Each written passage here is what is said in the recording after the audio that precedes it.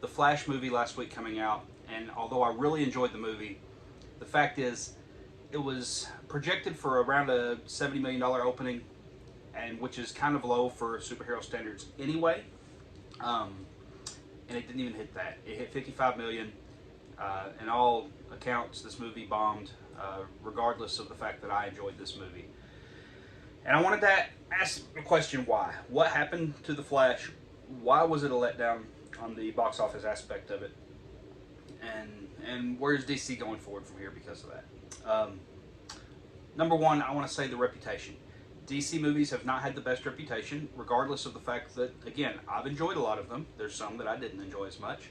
But they haven't had the best reputation amongst the fan base as far as being great movies.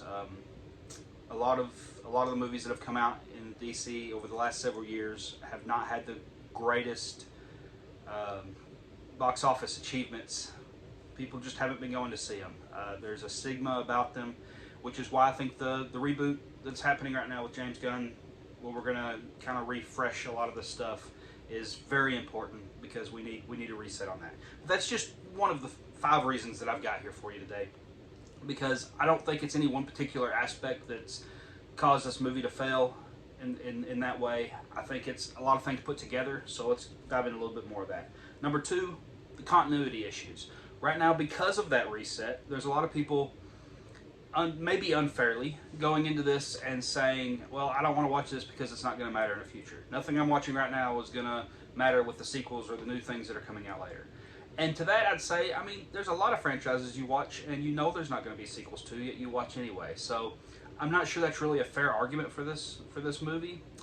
But there are people out there that believe that way. They don't see a point in watching something that is not going to continue on with these characters and these people going forward. So that's my reason number 2. Number 3, elephant in the room, the Ezra Miller situation. Yeah, there are people that don't know what all's going on with Ezra Miller, and I'm not going to dive into all that right now, but he's been in some legal trouble, and it has affected some people. There are people that I know personally that refuse to go watch this Flash movie because of Ezra Miller and because of the things that's happened with him. What I'd say to that is, me personally, I don't look at it as Ezra's movie, regardless of what I think about what he's done or what he's allegedly done. This is Andy Muschietti's directed movie, and he does a phenomenal job directing this movie. This is a Michael Keaton movie, coming back as Batman. That's a storyline we should be looking at. This is Sasha Calle's big entrance into blockbuster films with her playing Supergirl. This is great cameos. This is a fun story. It's all those things. It's not just an Ezra Miller movie, but there are people that are looking at this. Even some of the critic reviews I've seen, they talk about it's hard to watch this with Ezra Miller being the star, and I get it, but that's where we are with that. Number 4, this movie opened alongside a Disney Pixar movie, which also didn't perform real great this week, but that was in Elemental.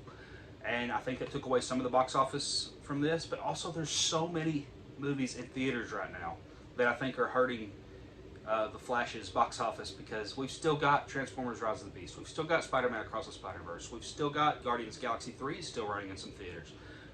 There's just a lot of movies in theaters right now giving people options to go see, and it really hurts when you have a movie open up right after all those and even in the middle of the Elemental thing. So I think that's a 4th reason why The Flash bombed this past weekend. And then the final thing I want to get into today on this particular topic is the multiverse.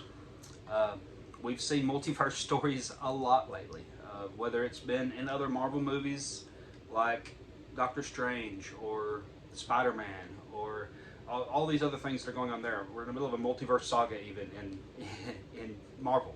So we've got that. We've got last year's Best Picture winner, Everything Everywhere All at Once, a multiverse story. I mean, this is a trope that is starting to wear thin, I think, with a lot of the audience, and a lot of people look at it and they say, well, this is confusing. Why would I want to watch this? It doesn't make sense. You've got multiple Batmans in this movie, and people are like, well, which one am I supposed to be following? Who's our Batman? Who's going forward? And yet we've got another Batman movie coming later that Batman wasn't even a part of this movie. So it's just, the multiverse thing, I think, is really starting to wear thin with some folks, and I think maybe that deterred some, maybe not a large percentage, but it deterred some away from this movie. So that's my 5-minute rant on why The Flash underperformed this last weekend. Maybe it'll pick up, maybe it'll have some legs we'll see. But overall, for the budget that it had, it just didn't make it. I mean, they're saying now it may not even make as much as Black Adam, and we know that that movie definitely underperformed. So,